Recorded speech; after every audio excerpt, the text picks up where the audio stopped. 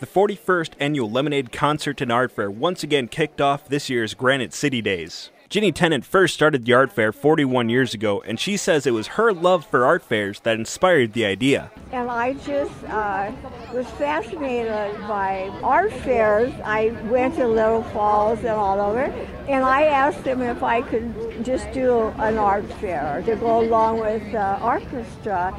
And I had about 12 or 15 the first year, and now we're up to over 200 every year. That brings us to this year, where Program Advisor Bretta Edwards with the Department of Campus Involvement at St. Cloud State University says there is new great music acts at this year's fair. We have a couple new musicians that are performing this year.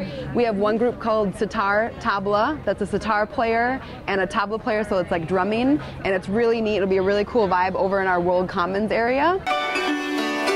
I also found a musician that is a veteran to the fair. I'm a string musician, and I play acoustical folk music. I play original music. Paul Emiltt has been at the art fair for 15 years. He was entertaining the crowds with his music while playing a hammered dulcimer. It's a very ancient type of instrument. It is a forerunner of the modern piano.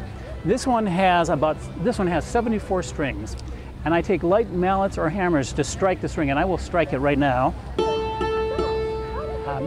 By striking in different places, different strings, you get different pitches. As I strolled along to Emiltt's music, I ran upon an item that I didn't expect to find at the art fair. Custom-made fish fillet knives. My signature blade is an Eastern red cedar. This is Paul Elwell's first time at the art fair with his handcrafted blades. As the owner of Cottage Heights Blades, Elwell knows how labor-intensive making these blades can be. In order to not destroy the pattern of the wood, Elwell internally rivets and uses epoxy glue to connect the blade to the handle. When I've got an initial shape, I use a 100 grit, 150, 180, 220, 400, and then ultimately steel wool. And so I go through each of those stages of sanding until I get a polished finish. And what you wind up with is a nice, awfully smooth surface, and then it's lacquered 5 times, dried and lacquered. Elwell says he is fortunate to be a part of this year's fair and hopes to be here again next year. But he was not the only newcomer to this year's fair. Another thing that's brand new